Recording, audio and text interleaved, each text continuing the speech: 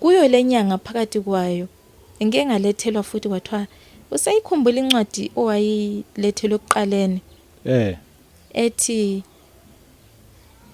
abanalelo themba bayazihlambulula njengoba yena ehlambulukile. Ngathi yebo ngisayikhumbula. Wathi uyayikhumbula nale ncwadi ofanele ukuthi uyekhuluma ngayo yokuhamba ngobungcwele. Engayiletha kuwe ngendlela futhi engaletha ngayo le yakuqaleni. Yes. Ngathi uthola umuntu obengumzalwane efakaza kahle kakhulu. Usejikile senza izinto eziphuma eceleni. Yes. Ngenxa ukuthi udesperate ngokuphila sefuna ukuphila. Futhi yabo ungazidelanga lapho wabona siba desperate ngokuphila usenza izinto ezirongo ngenxa ukuthi usi desperate ngokuphila. Usuke ungazidelanga. Mase usidelile uyafa kunjalo njengoJobe uthi ngiyamazi umhlengi wami. Eish. Yebo. Ngokunjalo le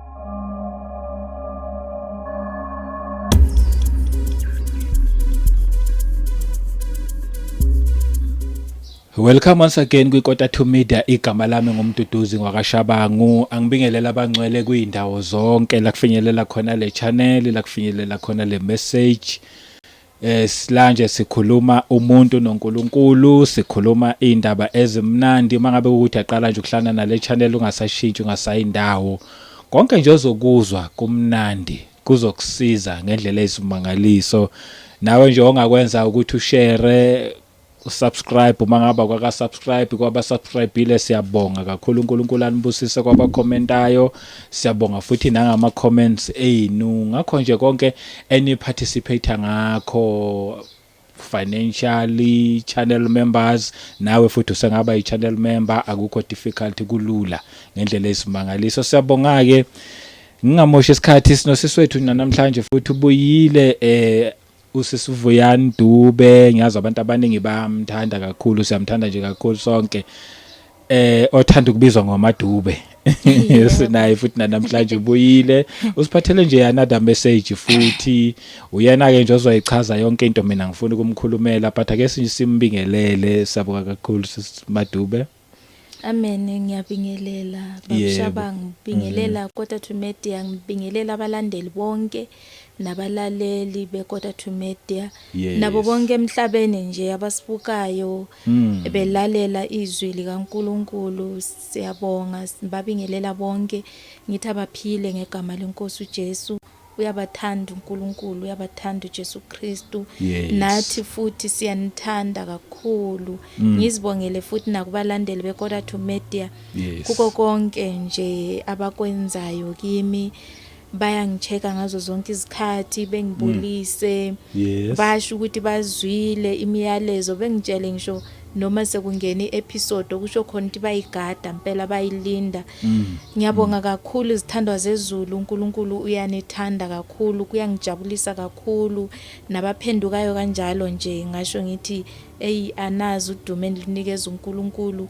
ngithokoze ngithandaze ngimdumise uNkulunkulu ngani ngoba ukuphenduka kwenu kuguqula mina uqobo ngibona ukuthi makuphenduka abantu ngibabhekile phambi kwami mina ngizohlulwa yini ngoba sonke singabantu siphila emhlabeni osanyathela kulomhlaba kakanqobi kancane kancane kufike izimo lokho nalokho ya bese uphelelwa ngamandla ngesinye isikhathi kodwa mangibona lina ngiphenduka nimlandela uJesu nami ngiyaqina ngibona kufanele ukuthi ngiqhubeke kule ndlela engikhethelwe kuye uNkulunkulu ngiyabonga kakhulu asingeneni khona ezwini sizwe ukuthi uNkulunkulu yena usiphathiseni ngegama leNkosi ngiyabonga babushabanga. Siyabonga kakhulu sibonga nje present yakho ukuthi ufike kakhulu kuhlezi kuyisibusiso lokho wenza kahle azobingelele uthi umhlaba wonke. Nginothisile nje ukuthi ngikhohle igama lakho ukuthi babiza ngane ama demographics or yini mawuchecka kuyi-studio uchecka nje i-channel ukuthi abantu ababukelayo bakuphi bakhona nase USA bakhona eUK bakhona eAustralia bakhona eZimbabwe bakhona eMozambique bakhona eMalawi bakhona eNigeria and sikhuluma isiZulu yonke indawo Nkosi bakhona nje ngibala nje ama-country ngwabali wonke khona yini konje le Emirates angisazi what Emirates but nje endaweni eziningi ngiyabona ukuthi hayibona ama percentage ayavela la Siyambonga nje uNkulunkulu ngempela sibingelele lo mhlaba wonke. Yes, hayi. Bake bangithinta nami abaselisuthu ngiyasizwa Yeah, naselisuthu yes. Noma ngazi ukukhuluma but ngiya-understanda. Kusho nami bangi-understanda mangikhuluma sixoxa impela. Abanye eSwatini, endaweni Swaziland as well. Australia yebo. Kodwa uBhayi bakhona engikhuluma nabo. Engithokozisa nje leyo nto. Ngiyabona ukuthi umkhulu uNkulunkulu, Nkosi yami. Senginama families kahle ka Quarter to Media abangabalandeli be Quarter to Media. Ngoba khona bafuna ukwazi njani izikhathi zonke bengikhuthaze lapha nalapha Nkosi yami kunomama ose Eastern Cape. Bese kuba nomama ose KZN nomama nobaba futhi khona lapha eKZN abanye futhi bangicheck izikhathi zonke Nkosi yami bengikhuthaze lapha nalapha bethi ingane siyakubona ukuthi okunye uyakugodla siyacela ukuthi ukhulume konke Nkosi yami sifuna ukuzwa konke ngoba uza kahle kakhulu khona esikufunda kuwe kuba intokozo enkulu kakhulu noma khona futhi nama attacks akhona yeah ngoba khona kwenye imini la ngeke ngathola ama attacks impela ngeze umoya wami uba down ngathi ngiyafunda iBhayibheli ngahlangana no Luka 15 la ukusho khona incwadi ethi uma kuphenduka oyedwa unkujabula amazulu kujabula ingilosi ngisho ezulwini kuphenduke oyedwa nje umuntu yes ngazibuza ukuthi manje ngizanyazanyiswa iattack eyodwa nje phambi kwabantu abangaka abaphendukayo bese ngiyaphela amandla kanjani bephinde nabo bengivuselele bethi sizwile sicela ukuthi uqhubeke Nkosi yami ngiyabonga kakhulu uNkulunkulu ngani ngoba nami ningenza ukuthi ngitholakale embusweni wezulu ningenza ukuthi imisebenzi ibonakale mani khuluma kanje niyayenza ukuthi ngiqhubeke ngisebenzele uNkulunkulu njengoba ekubekile lokho kimi ngingakhohlwa futhi nobufakazi ukuthi bekunzima ngingasebenzi ngiqala ukufika lapha sengine 2 years no job ungasebenzi ne job ngibona ukuthi ubanjiwe ngise ngicele nakubazalwane ukuthi ngicela lingicelela umusa kaNkulunkulu ngoba umusa ubona ukuthi uthandazile wacela lokhu nalokho ayikho into elungayo yeah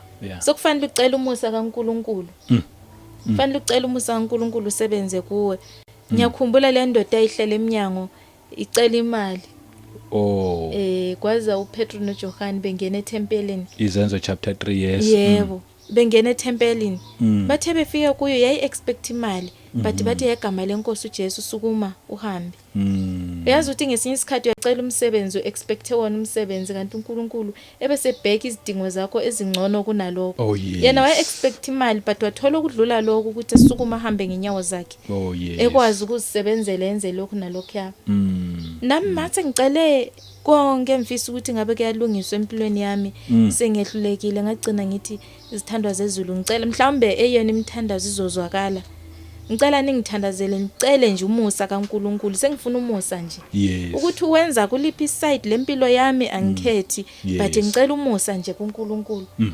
bangithandazela but still umusa lutho ukufika ayibangincedisa bezela bathi kwenzakalani ngempilo yakho why kungatshintshi lutho ngabona mina ngabheka ngabuyela emuva ngathi kwathiwa ngishumayele mina ngihleli la ngaphakama ngashumayela ka1 wavela umsebenzi same time namanje nje ngiyavuka ngiyemsebenzini hawu Nkosi yami akusafani ngiyamdumisa kakhulu uNkulunkulu njalo ngiya appreciate nje indlela izinto ezenzeka ngakhona siyabonga so ngiyambonga kakhulu uNkulunkulu mani ngiphakamisa ukuthi phakama shumayele qhubeka ngaloko kwenzayo ngiyazi ukuthi kukhona okuvuleka empilweni yami lokho bekuvalekile ngenxa yokuvila futhi bami ngiyabonga kakhulu izithanda zezulu uNkulunkulu anibusise anigcine njalo sihlangane futhi embukhona embusweni wezulu la isikhuluma khona sihlanganeni bakithi asishiyeni konke komhlaba nje sikudeleni senze izinto ezifanele ezithandwa uNkulunkulu siphila intando kaNkulunkulu amen Cha siyabonga lobufakazi buhle kakhulu. Amen. Hayi kulungile sibonge kakhulu Madube. Asivele singeneni ke kwi-message osiphathele yona namhlanje. Namhlanje i-message engize nayo ile engayithembisa abathandwa benkosi uJesu Kristu, izithandwa zezulu, izithandwa zikaNkulunkulu, ethi ukuhamba ngobungcwele.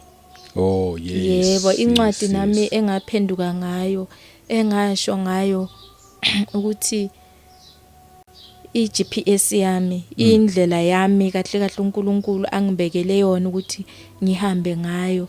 Engizimisele khona nje ukuthi engizokukhuluma manje ukuba size kakhulu abantu ngoba mina ngihamba ngayo futhi yangisiza kakhulu. Ingenze ngizwe nje ukuthi umbuso wezulu seduze. Yes. Lento le ngiyayifila kahle kahle. Isikhathi siphelile zithandwa. Isikhathi siphelile bangcwele. Asilungeni sihlukane nje namanyala ezwe. Washo njalo uDaniel mayekhuluma wathi kuyobonakala amanyala emendaweni engcwele. Yes. Asiwasuseni lawo manyala wathi ngesikhathi zokugcina.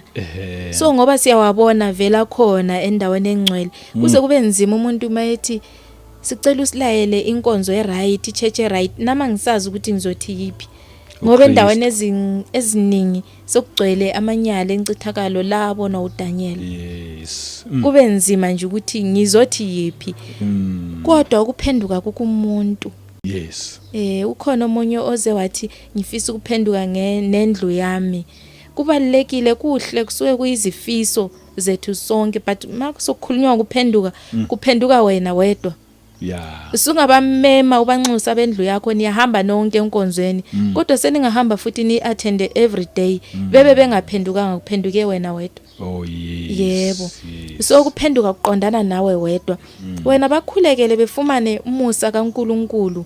Labo hleli nabo befumana umusa kaNkulunkulu nabo kubathole lokho ukuthi behlabeke enhlizweni bezwe beshisekela ukuphenduka behambe ngobungcwele. Yes. Ngizocela ukufunda nje incwadi engifuna ukuvula ngayo la uJohn 10. Okay. Evesini lika 27.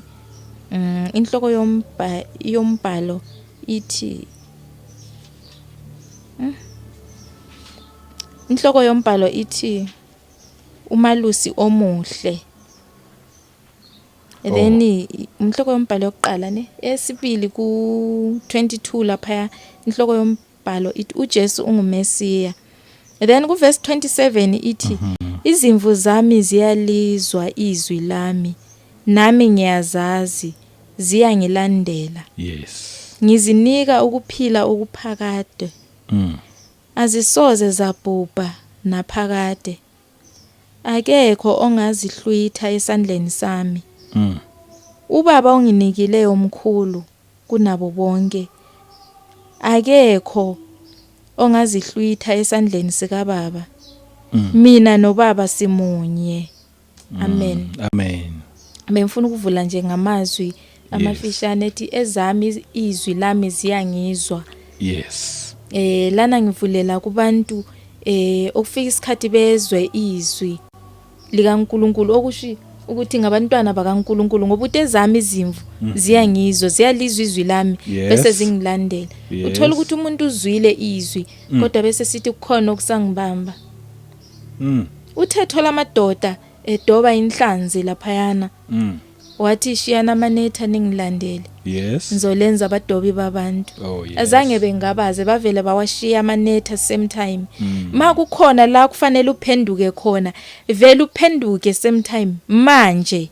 Ukushiye konke lokho ukuthi awukushiya ungathi next year or emva kwesikhathi esingaka. Shiya manje ngalesikhathi. Ubizwa ngaso. Ungathathi isikhathi ngoba ulizwile izwi. likaNkulunkulu ngoba lathina siyakhuluma kuphela but sisetshenziswa uNkulunkulu ngoba nathi siyaphenduka through izinkulumo zena lezi sizikhuluma ngesinye isikhathi futhi siphenduka through lina bani phenduka phambi kwethu nenza ukuthi nathi siphenduke yebo ngoba uNkulunkulu akakhethi ukuthi uyazikhethela umuntu ofuna ukukhuluma naye ngeke ngithinte le ndaba ngoba abanye abantu bathi nathi siyafisa ukushumayela njengawe sikhulume njengawe uNkulunkulu uyazikhethela umuntu ofuna ukukhuluma naye amuzwe oh yes hayi ukuthi wena yabo ngathandazi kahle ungakhuleki kahle o awuzili ukudla. Mina noma ngazilanga ukudla uNkulunkulu mayekhuluma uyakhuluma nami. uNkulunkulu uyazikhethela umuntu ofuna ukukhuluma naye. Iyakwazi ukuthatha isona ezosebenzisa sikhulume imibhalo sikhulume ngezwi lakhe sibe siyisoni singahambi ngobungcwele nakancane. Yes. Qiniso. So ngokunjalo uthi elami izwi ziyalazi. Ngakhuluma kanje akumina engikhulumayo but ukhuluma umoya ongcwele ohleli kimi ukhuluma uNkulunkulu uqobo lwakhe. Nguyokhulumayo kusebenza nje isiqu sami but nguyokhulumayo. Umuzwile uthi ezami ziyangazi ziyalizwa izwi lami. Yebo. Bese zingilandela. Masuzwile landela phela ngoba uzwile ukuthi leli izwi likaNkulunkulu lithi phenduka. Yes. Landela phela. Ngoba uthi ezami ziyangilandela.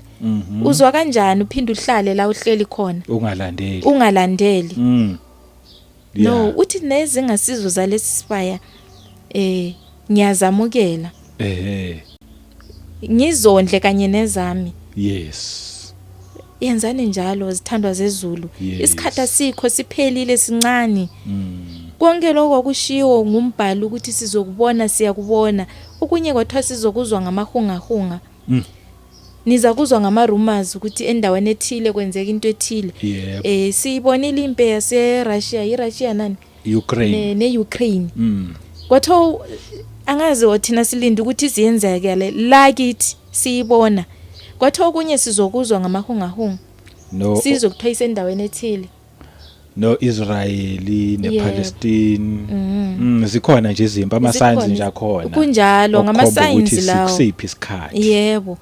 Isikhathi siloko esihamba. Yebo. Mina yazi ngiyayifila nokuyifila lento ukuthi isikhathi siphelile. Isikhathi sokuhlala nje asisekho. Isikhathi sokuthi ngizolungisisa after asisekho. Lungisisa manje. Ngoba sokungenzeka kungapheli isikhathi but kuphele wena. Sibe sincane sakho isikhathi.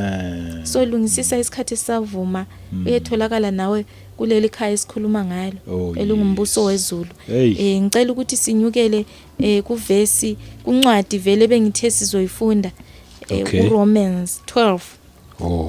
Enenhloko yombhalo ethi ukuhamba ngobungcwele. Yes. Lencwadi ngithanda kakhulu i-guidance yami ingifundisa into eziningi. Nginobufakazi kakhulu ngayo. Lencwadi. Ngoba ezinye amanye amavesi labe ngiwademonstrate kakhulu. Yona yathi lethwa iqondane nami ukulungisisa mina. Ikakhulu ngabona ngiphupha ivesi labe liqondane nami nilungisisa mina. Yes. Bese kuthi lokho kufanele ngutshela abantu kufika kuzindaba nje kungena vesi kuzindaba nje ukuthi khuluma lokho nalokho. Then mase qedile ukukhulunywa ngezindaba mase ngibuza bese ngitshelwa ukuthi ivesi elithile o mina ngihambe ngiyozifunela lelo vesi ngoba ke bese ukukhulunyiwe ukuthi kunevesi elikhuluma ngento kanje hambe uyofuna lona bese ngiyofuna lona bese ngiletha kubantu but eziqondana nami ziyalethwa nje kuyivesi linjalo bese ngilidemonstrator lifike la lifike khona. Nale ncwadi yalethwa kuwena? Yebo yalethwa kuwena kumina ngoba ngikhulume ngayo kubufakazi bokuqala. Yes. Kuyo lenyanga phakathi kwayo ngeke ngalethelwa futhi kwathiwa usayikhumbula incwadi owayilethelwe kuqaleni. Ethi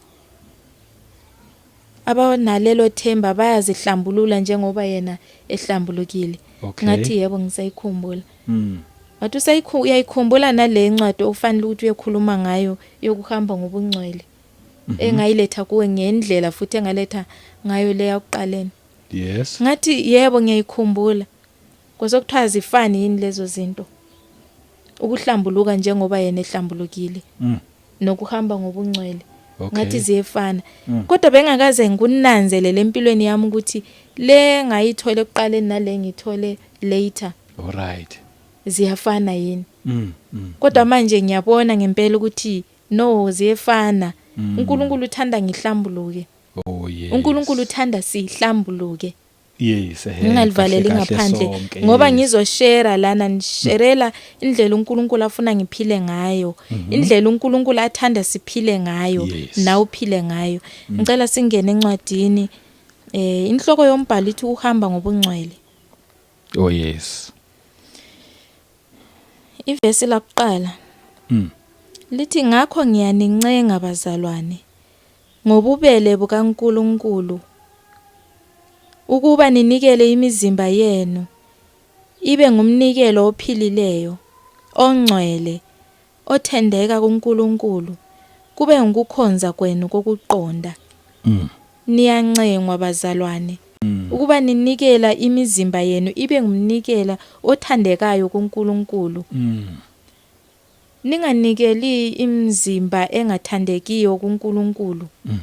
Nikelani ngayo ithandeke kuNkulunkulu, ibe yiphunga elihle kuNkulunkulu. Yes. Ungathi usunikela ngomzimba, usunikele ngomzimba wakho kuNkulunkulu, uthi ngiyazinikela, nginikela uqobo lwami, nginikela nangomzimba wami. Bese ujika lowo mzimba uyisebenzisa endaweni ethile owaziyo ukuthi ukuzingcolisa. Oh yeah. Ungcolisa ithempeli kaNkulunkulu. Usudakwa khona kuthiwa singadakwa. Oh yeah. Kuthiwa kudakwa kwasebusuku kwabantu abasemnyameni, isho njalo incwadi yeThesalonika lapha. Yes. Uthi ningayenzi njengabadakwayo. Ngoba abadakwayo badakwa ebusuku. Lina ningabantwana bemini. Usuzinikelile, suphendukile. Nikela ngomzimba wakho ube ngumnikelo ophilileyo kuNkulunkulu. Yes.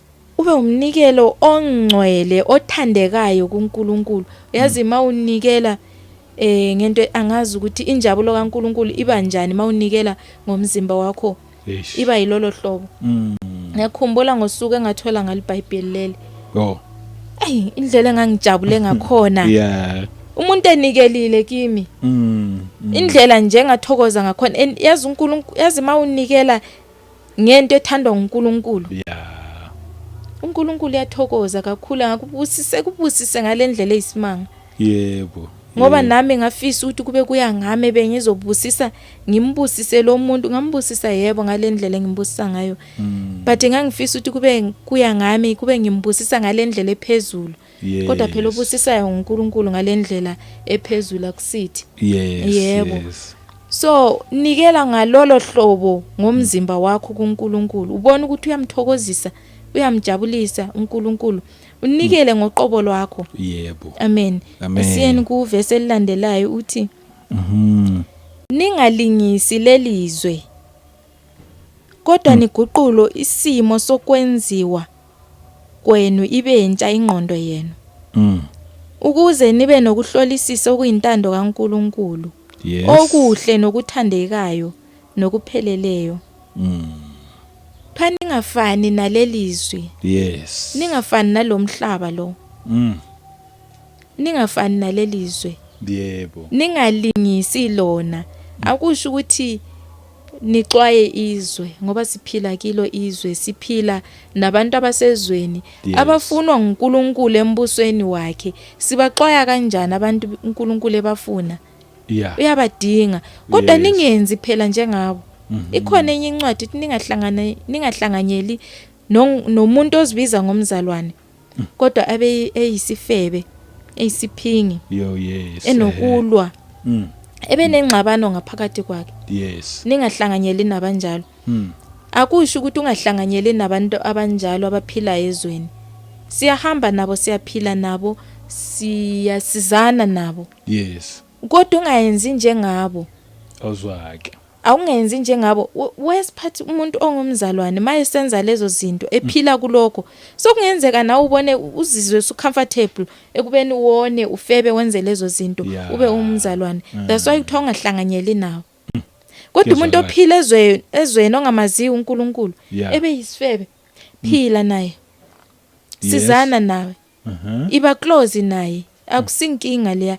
Inkinga isemuntwini ongumzalwane otholela abantu ezulwini, ahambe engumholi mhlawumbe nithembe yena kodwa ebe yisifebe. Ningahlanganyeli nabantu abanjalo. Enza izinto ezenziwa ngabantu bezwe abangamaziyo uNkulunkulu. Yena ebemazi uNkulunkulu. Ningahlanganyeli nabantu abanjalo. Kodwa abantu abasezweni hlanganyelane nabo. Yes. Ningayenzi njengabo. Bephendulwe yikwenza kwenu into eshiwa incwadi ukuthi ayiguqulwe ingqondo yenu. Kuguquka ingqondo yethu. Asihlanganyeli nabantu abanjani abakhona sikhonza nabo. Besenza okubi, behamba ngobubi. Yes. Kodwa izwe elihamba ngaleyo ndlela siyahlanganyela nabo. Siyabafuna, siyabadinga ukuthi beze kubaba. Kodwa lo muntu osecomfortable ekwenzeni okubi ebekhonza. No. Asihlanganyeli nayo. Ayiguqula ingqondo yakho. Ikwazi ukuphila nabantu ezweni. Kodwa ingayenzi okwezwe. Kuguqulwa ingqondo. Kungayaguqulwa wena ukuthi awusahlanganyeli nabo, no. Akuguqula ingqondo yakho ibe entsha, icabange ngenye indlela. Yenza kuyintando kaNkulunkulu okupheleleyo okuthandeka kuNkulunkulu. Amen. Isho njalo leyo ncwadi. Sizoqhubeka ku verse 3. Inenye inhloko yombhalo kwelami eBhayibheli. Ethi ukuthobeka iyaqhubeka. Ngokuba ngomusa engiwuphiweyo. Ngisho kulona lo phakathi kwenu ukuthi angacabangi athi mkhulu kunalokho afanele ukucabanga.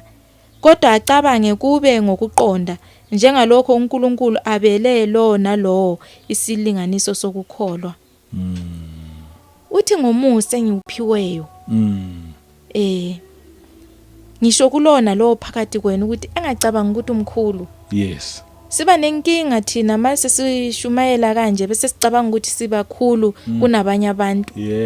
Kanti sibizwe just ukuthi sisetshenziswe nguNkulunkulu. Asisebenzise sibe isitsha sakhe asisebenzisayo. Kodwa sihlukile nakancane nabanye abantu. Ibalekile lo ethintayo. Ukuthi usetshenziswa uNkulunkulu akuchaza ukuthi usumkhulu kunabanye abantu. Futhi akuchaza ukuthi usuhlukile. Amen. Siyafana nje. Umehluko nje ukuthi wena uyasetshenziswa ukuthi uvule umlomo akhulume uNkulunkulu. Kodwa siyafana. Okay. Bese ngithanda lapho esithi ngomusa engiwuphiweyo. Yes. Yazi mawukhuluma kanje ushumayela abantu bacabanga ukuthi uvele wavuka kanje ungcwele. Yebo mina yikho into engayikhuluma enzima noma ebhedi ngami engike ngayenza noma ungabuza abantu abaningi. Mawungababuza ngami bazokhuluma ngomuntu olungileyo nje bekhulume ngomuntu olungileyo. But mina ngiyazi ukuthi bengalunganga kuphi, bengiright kuphi. Kodwa emehlweni abantu bayakwazi vele ukuthi lo muntu umuntu oright. Ngoba uzoziletha uzozibeka phambi kwabantu kufanele uze nobufakazi. Obuthintekayo ukuthi uNkulunkulu bekhuluma nami kanje. Makhulunywa ngomusa esiwuphiweyo. Bese kukhulunywa ukuthi singacabanga ukuthi sibakhulu. Sekungenzeka sibe nalo ukuzigabisa nokuziphakamisa. Kokucabanga ukuthi sibakhulu.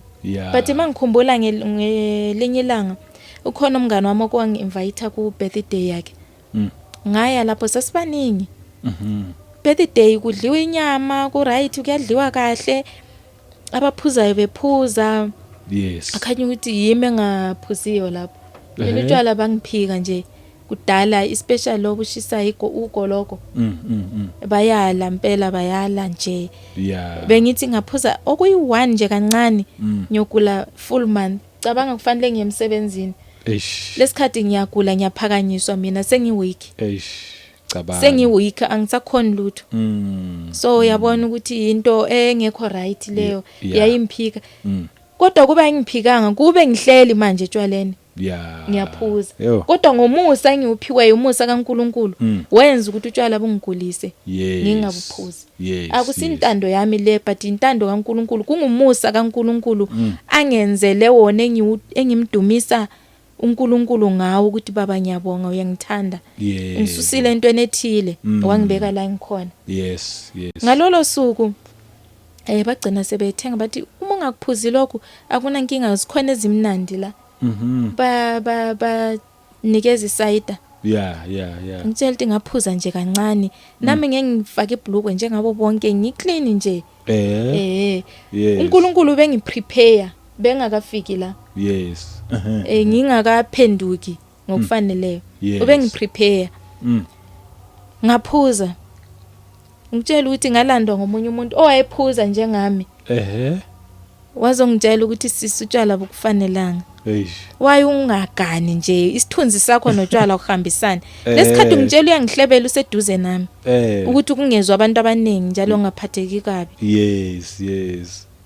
ngithule ngiqhubeke ngithi hayi lo uyazikhulumela nje kuqhamuka omunye futhi esihleli naye lapho uza kimi uzongitshela for the same thing ayisisayitshwala yi abukufanelanga and yena kodwa yaphuza yena uyaphuza akufanele wonifanele nje ukuzihlalele emakhaya uyende nje uzikhulisele umndeni wakho nje iyo lento ekufanele ayitshwala lesikhathi ngiqoke njengabo mana ngifuna ukujumpisa ukuthi mina lento angijwayelanga ngifuna nami ukuxoxa nami ngibe naleva bavuma abanayo kanjalo nje nabo ngokunjalo ngibabaza umusa kaNkuluNkulu umusa uNkulunkulu angiphe wona angizuze ngawo ngiyambabaza kakhulu uNkulunkulu bese ngiza la ngizozenza omkhulu ongoniyo ngizenza omkhulu kini ekubeni mina ngizuzwe ngomusa ngiyakuzwa bathandwa benkosi uJesu Kristu ukhulumile uPaulo lama ekhuluma uthi masingacabanga ukuthi sibakhulu asizehliseni sibe yilabantu abathunyiweyo uJesu wathe nesimo sikaNkulunkulu azange azenze uNkulunkulu wayelokho ethi baba ethi baba enesimo sikaNkulunkulu wazehlisa wasifananisa nomuntu yebo ngokwesikhashana waba mncane kunezingilosi kodwa bemkhulu kunezingilosi kubalekile ukuthi ube yilomuntu umeche the way abantu abangakhona ukwenzela ukuthi bezuzwe ngomusa njengoba nawe uzuziwe ngomusa ngizwa kahle ungabajaji ungazenzi imkhulu laba bangcwelile ningahlanganyeli nabo no siyabadinga siyabadinga bona laba babekhuluma namhlanje bengitshela ukuthi kufanele ukuthi ngiyemakhaya ngiyogana ngihlale utshwala bungifanelanga namhlanje mabezwa ngikhuluma leli vangeli ukuthi ngizuzwe ngenxa yenu nizokhuluma uNkulunkulu engenzela umusa wafika wahlala phakathi kwenu wanisebenzisa la khuluma kimi ngaphenduka ngayabona nami ukuthi ngempela utshwala bungifanelanga namhlanje mabezwa ngikhuluma bayaphenduka nabo uthi kanjani wayithina sisala siphendula omunye umuntu wakushiya lokho akwenzayo okubi thina wayisisala bakithi zimnandi lezi ndaba ngisho lathi indaba ezimnandi lezi amen kakhulu uNkulunkulu akafuni ingene entweni ezinje that's why ngithi uNkulunkulu uhambe nami uhambo olude that's why ngithi le ncwadi le uhambo lwami kahle kahle ngeke ngayidemonstrate kwezinye indawo kwezinye indawo angidemonstrateanga but bengibona ukuthi le ncwadi ifakazelena nalokho okekwenzeka kimi bese ngizenza umuntu ongcono olungileyo kunabantu ababhemayo namhlanje ngiyakuzwa ngibe ngcono kunabantu abaphuzayo namhlanje no ngizuzwe ngomusa kufanele ngibalande nami ngomusa wozani uNkulunkulu elithanda sengikhona mina ngifikile esandleni somusa esandleni sikaNkulunkulu izimangaliso angenzela zona namhlanje ngakhuluma kungashonelanga kushonelanga kuphumelinye ngilokhu ngikhuluma ngamandla kaNkulunkulu ngomusa kaNkulunkulu engiphila kiwo ngiphila emuseni kaNkulunkulu ngeke ngagula ngasindiswa nguye uNkulunkulu qobo ku rejecte yonke into ngomusa kaNkulunkulu sengisukile kulezinto engangifisa ukuthi ngiziteste but azangaziteste that's why nginokhuluma ukuthi uNkulunkulu ubengibamba sengifinyelela lapho angibambe that's why ngithi uNkulunkulu mina uyangithanda kakhulu but wena mawungalifumananga lolo thando lokuthi ekubambe ungangeni kukho izwa abashumayelayo uyeke mhlambe ungcono kakhulu futhi wena mawuzwile kuhle kakhulu phambi kamehlo kaNkulunkulu uyakuthokozela kujabula amazulu mawuphenduka ukweka lokho ngiyacabanga ukuthi kujabula amazulu ngoba nami ngithethe isinqumo sokuthi ngihlukane nezwe ngikhuluma indaba zikaNkulunkulu that's why sevula amazulu izibusiso ziyehla ngitshela ukuthi babushabanga manje uma ngicabanga ulutho ukucabanga nje ngicabanga ulutho luyazenzakala luyafika kimi into ecabangayo iyenzeka iyafika kimi mhlambe ngicabanga ngithi yazi ngifuna ukuthenga into ethile but anginamali ngiyithola manje iyafika nje kungakabi isikhathi eside ngibe nezinkinga yazi ngixakeke ngizwe ukuthi ngixakekile ngine stress yazi ngivele ngizwe umuntu ethi bengifisa ukuthi ngikunikelele bakithi bengifisa ukuthi ngithintekile kukhona la kukhona okwakhuluma athi ngithintekile khona la ukhulume khona ngokuthi ubusurvivor ngo-30 rand. Oh yes. Ngikhuluma ngepast into eyenzekayo yadlula. Yes. Angisaphili kuyo right now. Kodwa umuntu ezubuhlungu bakudala kanje. Abesefisa ukuthi akhave lapha. Ithi ngifisa nje ukuthi ukhohlwe ngaleyanto. Lento la izohlala injani ibufakazi kimi. Yebo. Ithi ngifisa nje ukuthi ukhohlwe iyohlala ibufakazi kimi. Kodwa ngiyabonga kakhulu ngoba bayisandla sikaNkulunkulu. Yes. uNkulunkulu angeke ehle emazulwini ezosisiza kodwa wenza thina ukuthi sinakekelane. Yes. Ukhona ngithokozise kakhulu futhi makade ngisakhuluma nje ngayo lencwadi. Yes. Wathi sengikwazi manje sisingenxa yakho Ndumisa uNkulunkulu sengikwazi ukusiza abomakhelwane. Bakhona omakhelwane bengangeni kubo. Noma behlupheka kanjani ngithi abakholwa. Oh yeah. Kodwa sengifundile manje sengikwenza. Eish. Kungithokozisile lokho ukuthi ngizibone ngisiza omunye umuntu. Indumiso. Ayisuphi khona ngaleso sikhathi kimi indlela engijabula ngakhona ngimdumisa uNkulunkulu ngithi baba. Nampa abantu bakho bayaphenduka sebekwazi ukusizana. Jehova bagcine ezwini lakho baba benze behlale kuwe njengoba mina uyangenza. Mangithi ngiyawona ubakhona duze nami.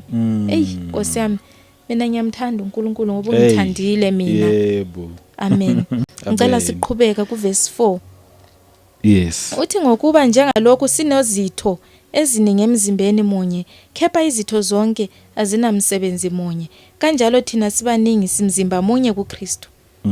Kepha ngabanye siyizitho omunye esomunye. Yebo. Sengithintile indaba yokuthi bakhona abantu abafisa ukuthi beshumayele njengami. Usuku ungakuphiwanga lokho. Usuku ungakuphiwanga. Umuntu alifunde kakhulu iBhayibheli. Bathi uma uvela ungakuphiwanga uzoshumayela but ngokwesilinganiso ophiwe ngaso kulungile. Lokho engiyikhona nami uNkulunkulu uyabe kwenzile ukuthi ube yilento oyiyo ngaleso sikhathi ekusebenzisa. Nawe uphiwe esinye isiphiwo ngoba kuthiwa ngezomusa. Yes. Siyasizana sonke. Kuyenzeka ukuthi mina ngiphiwe ukushumayela wena uphiwe uprofeti. Omunye ephiwe ukunaka ibandla nje bheka ibandla ukuthi lihamba njani. Yes. Ebheka izidingo zasenkonzweni. Makuthiwa iminikelo uthola ngoyokhipha kuqala yenza sure ukuthi uyakhava lapha nalapha. Yes. Omunye ubheka abaswelayo enkonzweni. Anakekele bona. Noma engeke kuze kuveza ebantwini enkonzweni, but iyakwazi ukubhoda ngalethi bamba la. Yeah. Ebambisa abanjani abaswelayo ebandleni. So sizipho zomusa ezihlukileyo. Abanye mangishumayela kanje bayasho bathi siyasizakala ngentshumayelo zakho, ne? Yes. Abanye banikelela lo shumayelayo. Abanye banikelela iquarter to media yona ngokwayo. Ubona isizipho zomusa sihlukene, abanye basiza ngenye indlela nabo bangisiza ngenye indlela. Abanye basiza iquarter to media, abanye basiza omakhelwane babo. Ngalokho izipho zomusa esiziphiweyo siyadumisa uNkulunkulu ngakho lokho. Yes. Qinisa. Abanye nje basiza yazi Nkosi yami basiza umhlaba. Umuntu asebenze ezweni imisebenzi yakhe ingabonakali njengeyethu lapha phambi kwabantu. Yes. Kodwa ezweni ibibonakala kakhulu. So ngalokho siyadumisa uNkulunkulu kuthiwa asisingeyisani. Silokho esiyikho kuNkulunkulu omunye nomunye ngokwesiphiwo sakhe ngokuphiwa kwakhe. Akekho umuntu ongaphiwanga. Wonke umuntu uphiwe. Ngesinye isikhathi wena yabungaka nanzelela into yiyona. Kodwa uma isifikile kuwe uzoyenza. Yes. Nathi sinje asivelanga savuka sivele sinje. Kodwa ithe isifikile into esiphiweyo sasiphakama sayisebenza.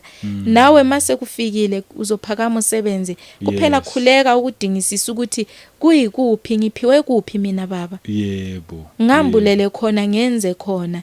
Angeke senze umsebenzi ofanayo sonke ngoba kuthiwa sizitho emzimbeni kaKristu. Yebo, esinye nesinye isitho senza okuthile. Yebo, sisemzimbeni kaKristu sonke. Ngoba senza lezi zinto esizenzayo, sisemzimbeni kaKristu. Yes. Ma sizoshumayela sonke, umzimba kaKristu awuphelelanga.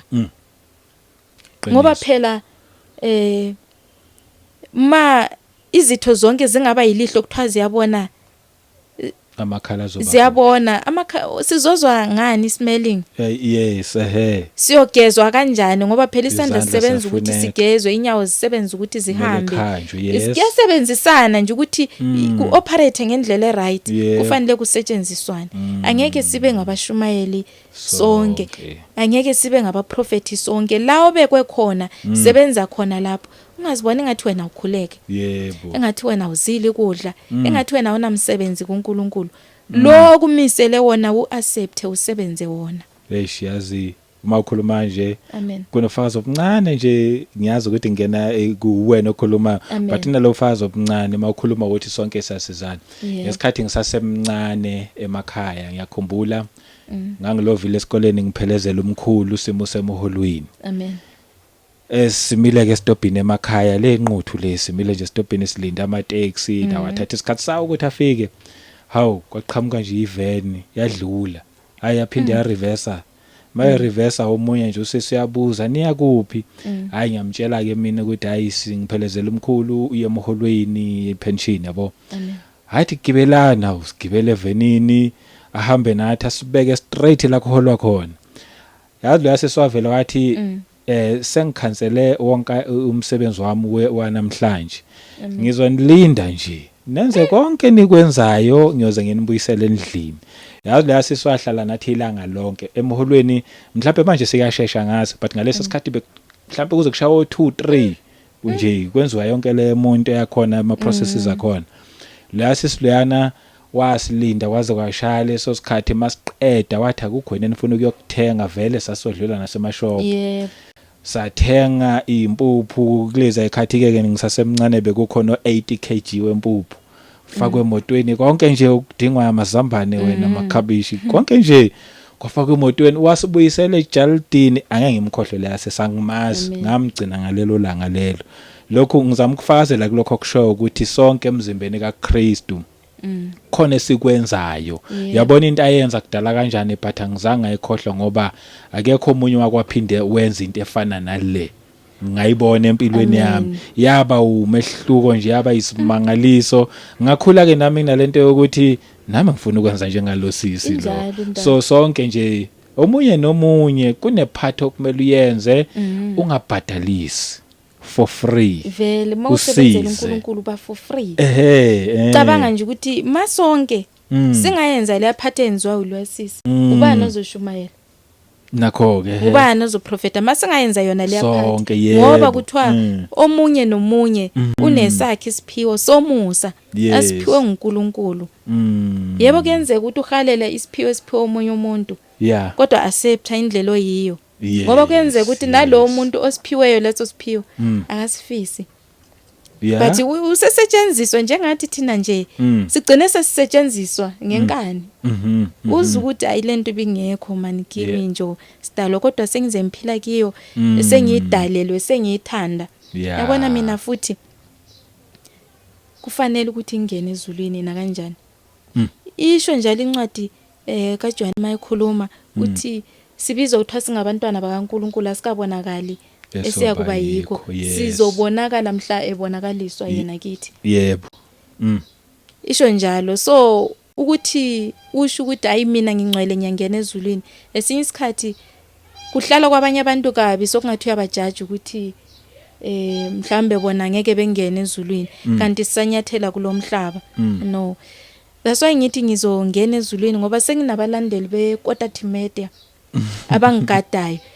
Kwafika isikhathi last week. Okay. Ngizihlalele nje nami ngibhorekile la bengikhona bengihambe nabelungu labe bezikhiphe khona ku holiday. Oh yes. Sesihlele nami bathi ayiphuma na usha umoya. Sengiphuma nami ngisha umoya ngizihlalele nje la eparkini kahle. Sengithatha ifoni ngena ku Facebook. Ngithi ayithi ngibingelela abantu nje ngo live. Ngibingelela abantu.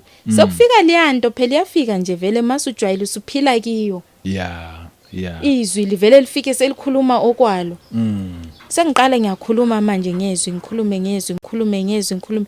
Later sengikhumbula ukuthi no angifasanga maniduko. Oh, Angifasanga ngithi sengikhulume kakhulu angifasanga iduku. Wazofika omunye wangilanda wathi Madube ngiyakulandela kakhulu kodwa Thumedi. But namhlanje ushumayela ungafasanga iduku. Ngathi no bekungasenhloso yami le yabe ngikubreak nje ngisemsebenzini. Hayi ukuthi bengishumayela bengithi ngiyabingelela kwase kufika lokho ke ngenxa ukuthi so kuyimvama ukuthi emlonyeni wami alishona ilanga ngakhuluma ngizwi. Ngihleli nje ngikhuluma izwi. Kimi sokuyinto leyo ukuthi ngathi ngiyakhuluma sokufika lento yokuthi khuluma igama lika Jesu khuluma ngoNkulunkulu. Sengiqhubeka kuloko. Cabanga nje manginabafowethu abanjalo evangelini abangigadayo ukuthi manje suphazama njani. Ngizosweleka kanjani embusweni wezulu. Ngibonga kakhulu sithandwa sezulu ngiyabonga kakhulu. Kulabantu nje abangithintathintayo la eceleni benze sure ukuthi ngihamba kahle ngobungcwele. I'm very grateful ngiyabonga kakhulu. Sengathi nani ningangena ngiboniseke Nkosi yami yazi ngijabulile kanjani. Ngize ngambonga ngathi ngiyabonga yazi indlela ongiapproache ngayo nje. Ngiyabonga ngoba ufuna ukwazi ukuthi lento leyi uyayikhuluma phinde futhi angayenzi. Yebo ngiyabonga kakhulu. So ngizo funda la khona vele iduku lona. Ngiyalithanda. But lapha abasebeze besho ukuthi no sihambile man. Khumula lento. Ngathi no bathi siyacela ayisihambile futhi kuyashisa la esikhona. Yebo so bese ngiphoqelele ukuthi ngihlale ndikhumulile futhi lelanga belishisa kakhulu vele. Oh yes. Then sizoqhubeka ku verse 6 la. Yes. Ithi sinezipho zomusa ezahlukeleyo ngokomusa esiuphiweyo. Uma singesokuprofeta siprofete ngesilinganiso sokukholwa. Uma singesokukhonza kube senkonzweni. Ofundisayo kube sekufundiseni. Oyalayo ekuyaleni, owabayo enze ngobuqotho. Oholayo ngenkuthalo. Ohawukelayo ngentokozo. Amen. Amen. Ngokunjalo uthasi nezipho zomusa ezihlukileyo kufanele sikwenze ngomusa kahle kakhulu. Oholayo ehole kanjalo nje kube mnandi kube kuhle kanjalo. Ngoba sesikhulumile nje ukuthi izipho kufanele siyenze ngokuhlukana kwazo sibe mzimba munye kuKristu. Yebo. Uthi noholayo enze ngenkuthalo. Ngikhumbula ngike ngakhuluma ngixolisa kubantu ukuthi ngoba lisho ukuthi ngivula ipage mhlawumbe o ngibe nendawo yami la engikhuluma khona. Ningilandele. Ngiyathanda nami kakhulu. Kodwa inkinga enginayo ukuthi angisiphanga isipho somusa sokuhola abantu. Yebo. Kukhona la ngibona khona ukuthi ngizohluleka khona. Yebo, angivila ukukhuluma ngakhuluma yebo but ukuhola abantu angikuphiwanga. Omunye nomunye ngesipho somusa asiphiweyo. Uma kukhona i-podcast la iKota to Media. Bakuphiwe ngesipho somusa ukuthi bevule le ndawo le la sizokhuluma khona indaba zikaNkulunkulu. Yebo. Isipho somusa ngokuphiwa kwabo. Yes. Mina mangasithatha lesiya isipho somusa ngisibeke siqondane nami angeke size sioperate ngendlela. Mina engiphiwe khona yilokho ukuthi ngibuye ngizokhuluma la. Yes. Ngoba isiphiwo sokuhola anginaso. La kufanele ukuthi ubekezelele wonke umuntu, uphendule wonke umuntu, nake wonke umuntu, wenze konke. Mina ngizokukhuluma ngokuphenduka nje. Ukuthi ube inhloboni yomuntu phambi kaNkulunkulu uhambe njani evangelini, indlela nje yokuyezulwini kanjani. Yebo. Yikho lokho nje ngizokukhuluma. Mase kufanele ukuthi ngilikhole liqinise ngezwi kuzongihlula. Yes. Amen. Amen. Lokho kungenziwa mhlambe ngabafundisi ngoba umuntu ophiwe ukufundisa yakhona ukuthi enze zonke lezo zinto. But umuntu ohambisa ivangeli uyadlula lo muntu akahlalanga nje. Mase nizwile uyadlula yakwabanye. Amen. So siya ku 9. Chapter 9. Ku verse 9. Ethi uthando nokuphathana kahle. Uthando malungabi nakuzenzisa. Nenyanye okubi nibambelele kokuhle. Thandanani ngenhliziyo ngothando lobuzalwane. Ekwazisaneni nandulelane. Ekukhuthaleni ningenqeni. Nivuthe emoyeni nikhonze inkosi. Ithi thandanani ngenhliziyo nangothando lobuzalwane. Ngithande lapho. uthi uthando lweni malungabi nako zenzisa futhi nikwenyanya okubi. Yebo. Nibambelele kokuhle. Ningiyabambeleli kakhulu kokubi. Ibambelelani kokuhle. Sengisho ukuthi noma kungenzeka izinto ezimbi kakhulu thola ukuthi yimi uqobo ngiyenza izinto ezimbi. Yes. Mhlambe zikhona vele izinto ebengizenza ezimbi before ngiphenduke. Ningabambeleli kakhulu kulezi izinto zimbi. Bambelelani kokuhle sengikwenza right now. Osokusenziwa manje yikho kufanele libambelele. Lingabambelela kulokho okudala okubi bengikwenza. Ngeke niphenduke. Ngiyakuzwa. Nizohlala niku same level lo wayesenza lokho. Sengasuka lapha mina sengiyatholakala manje igama lami selibhaliwe encwadini engcwele. Elakho likhona na? Yes. Ngoba lokhu bambelele kulokho ebengikwenza kuqaleni. Kanti wena usushilo. Nyanyane okubi zinyanyeni izenzo zami ebengizenza before. Likunyanye lokho. Nibambelele kokuhle sokwenzeka manje. Kunyanyene ebenikwenza before. Nibambelele kokuhle sokuzwile manje. Yes. Nithandane ngenhliziyo ngothando nangobuzalwane. Uthando lobuzalwane. Zikhona izinto esinokuzenza emabandleni lezi ukuthi siba nesinqumo esithile. Mhlawumbe uthola ukuthi umzalwane yagula.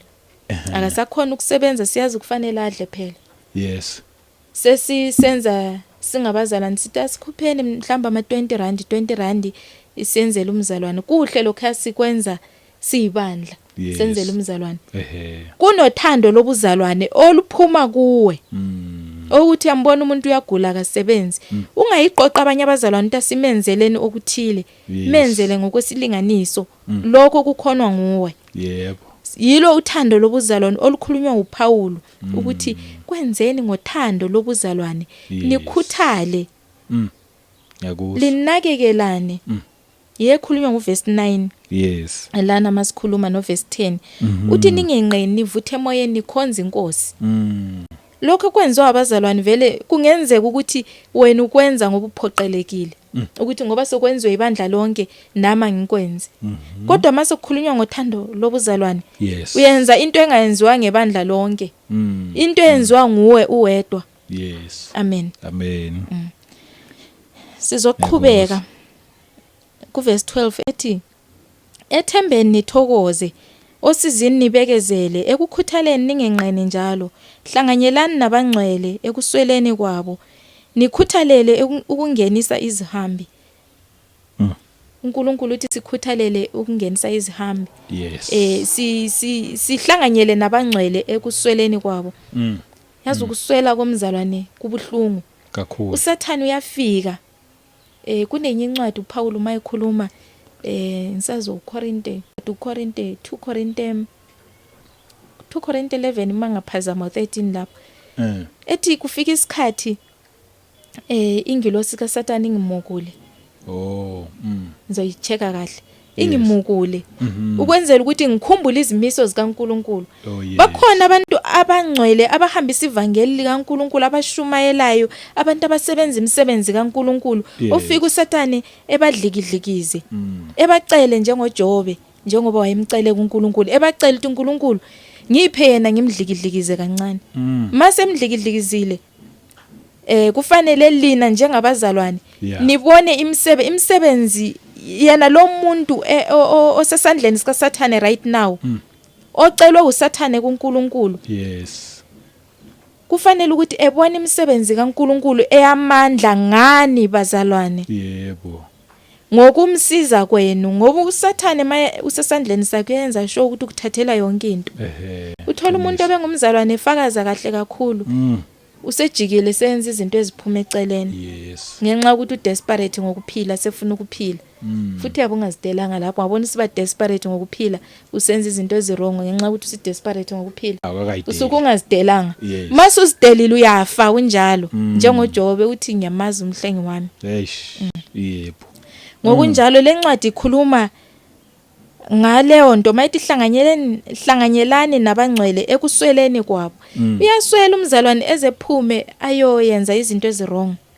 Aphume abambe inkunzi manje. Aphume yenza prostitution yenza into ezirong. Engumzalwane ekushiya ukukholo. kodwa nibe nikhona nina ningabazalwane. Mani mbona ningamsizi. Nisebenza kuphi izithelo zokuphenduka kanti niziveza kuphi? Phela kunezithelo zikamoya ongcwele la kufanele kubonakale khona imisebenzi yamandla. Yes. Qiniso. Kudunyiswe uNkulunkulu ngazo bese kuba khona izithelo zokuphenduka ezibonisa ukuthi usuphendukile. Yebo. Ezokunakekelana. Yebo kuhlukene. So konke kufanele sibe nakho sikwenze. Yes. Uma umzalwane elingwa nimbona ukuthi sekulingweni uyathandaza mari uyamakhetha imisebenzi awuveli. Usesandleni sikaSathane kufika ngisho ubuguli indlule kikho lokho. Yes. Inke ngigule ngiyazi lencwadi le. Yona leyo ukuthi eyothando lobuzalwane. Yes. Uma angashumayela egroupini eyinye lapha ku Facebook 12 Apostle Church Magapa Sampuphu mawungalandela lapha uzothola ezinye izinto eziningi engikhulume ngazo. Yes. Ngeke ngayishumayela ngisesimeni sobuguli last year. Yeah. Kulobu gulo ofanele bungithathe before June. Ngithe sengisindile kwathiwa khuluma ngothando lobuzalwane. Lencwadi ngoba ngiyikhuluma namhlanje ukuthi lunjani. Kwathiwa khuluma ngothando lobuzalwane. Ngaleso sikhathi ngathi ngigula ngabacela ukuthi bezongikhulekela. Beza ngathi kweza ababili phathi kwebandla lonke nje. Kweza ababili bathe befika bangithandazela ngithi kuthiwa ubiza amalungu ebandla ezomthandazela. Yes. Bangithandazela. Bathe besuke lapho azange besangibuza ukuthi unjani futhi. How do you feel unjani uzizwa njani? Besuka lapho batshela abazalwane futhi simboni la uyakhangeleka ungcono. Uyabhekeka kahle sengibeke ngesindebele uyakhangeleka uyabhekeka kahle. Ayiso umuntu ogula serious ukuthi kuyabatshazwa udinga imthandazo simbone right nje ngoba ngangizixoxela nginje but ngangisiza ubuhlungu kakhulu obungenziyo. So kwase kuthiwa khuluma ngalencwadi ukhulume ngothando lobuzalwane hayi ukuthi abanathando. No but la wena usekulingweni. Uma usekulingweni uba wedwa. Njengoba uJesu wathi esesekulingweni esethandaza lapha sokufanele ukuthi aye bethelwa. Yebo. Wena abafundi but ngesikhashanyana wayebathola belele. Ethi vukani nithandaza umlingo useduze. Ahamba ayothandaza mayijike ethola sebelele futhi bazunywe ibuthongo. Yikho la ubona khona ekulingweni kufanele ube wedwa. Uba wedwa akubi nomunye umuntu oba seduze nawe. Abazalwane bakubathembile njengalabo enginabo mina. Ayi ngiyabathemba bayaphakama she. Makukhona inkinga bayakuphakamela bayakusondelela bayakusiza bayakunceda noma ngaluphi uhlobo. Uma bekubona lokho. Nasenkonzweni sebesifundisile nje ukuthi makuphela inyanga thenga something nje oza nayo noma iwashing powder or insipho or anything nje. Uze nayo inikeze omunye wabazalwane ongasebenzi uzomsiza. Yes intense. So bayasiza but ngaleso sikhathi kokufanele ngibe ngedwa. Nginabo abafowethu engizalwa nabo abaseduze nefamily yami umndeni onothando kakhulu ongeke ukuweke but uma usekulingweni wonke umuntu angazi inhliziyo yakhe yawoma. Kulabo abanenhliziyo ehleli ithambile. Bayashayeka ngesimo ukwenzela ukuthi bengakhona ukukusiza. Beshaywe isimo kanye nawe ngoba bayaziwa ukuthi laba vele noma ngabe kuncane ngokugcina uzokuthatha kusiza. Yebo ngiyakuzwa. Kodwa bayashayeka ukuthi nokugcina kungabi khona bengakwazi ukukusiza. Uthando lobuzalwane lusebenza lapho. Ukuthi kufanele isondele lina ngothando lobuzalwane uwedwa uhambe uyosiza la ubona khona umzalwane tha sondelani kulabo abangcwele abaswelayo nibasize engazegcine ephuma enkonzweni eyoba yiprostitute ephuma phakathi enkonzweni ibani khona bazalwane nizwelane nabangcwele. Yebo. Ngicela siqhubekeni ku verse 14 lapha. Ithi babusisiwe abanizingelayo busisani ningaqalekisi thokozani nabathokozayo nikhale nabakhalayo maniba inhliziyo nye ningazidli okuphakemeyo kodwa yeneliswane ngokuphansi ningazishayi abahlakaniphileyo. Uthi busisana abanizingelayo busisani ningaqalekisi. Yes. Azi umuntu akuzingele nawe umzingele nonke senenza intando kaNkuluNkulu kanti simisela ukufeza intando kabani sekhulumile uPaul ukuthi siphiwe iziphiwo ngohlukana sisebenzela bani uNkulunkulu hayi uSathane but uma umuntu ekuqalekisa wena nawe usumqalekisa uyamphindisela kurong kusisa ungaqalekisa uthi kulungile enzo okwenzayo uyobona uNkulunkulu bese uthandaza uthi uNkulunkulu nanga umuntu wakho ngicela umphendule azendleleni yakho ngoba uJesu naye uthe esesifa wathi baxolele baba abakwazi abakwenzayo azange eqalekise ethi nizofa ngoba ningibulala kanje nizofa nani no wathi baxolele baba abakwazi abakwenzayo qiniso lelo uStefane mase sifa naye bamkhanda ngamatshe uthi baba ungababaleli lesisono kube wayengomunye umuntu ezobaqalekisa ukuthi baba abafe ngisho nemndeni yabo ngoba bangibulala kabuhlungu ngoba umlomo okhuluma wawusakhona nenhliziyo isacabanga but washo wathi ungababaleli baba leso sono busisani ningaqalekisi bakhululeni ngabaqale ngoba bakwazi abakwenzayo qinisa pheni then asiqhubekeni uthi mani menhliziyo nye ningazidli okuphakemeyo abantu bayazidla okuphakemeyo yaneliswani ngokuphansi ningazishaya abahlakaniphileyo ningazishaya abahlakaniphileyo nishona le nale yaneliswani ngokuphansi bakhona abanye abantu manje abashona le nale bafunana nengane sehlukunyezwa umunye umuntu ophila naye umndeni ophila nawo uthi wena uzali sesisene desperation lo ukuthi ingane seyifuna noma yikuphi usephuza kwasani akasakhethi yaneliswani bakite ngeni nakho yebo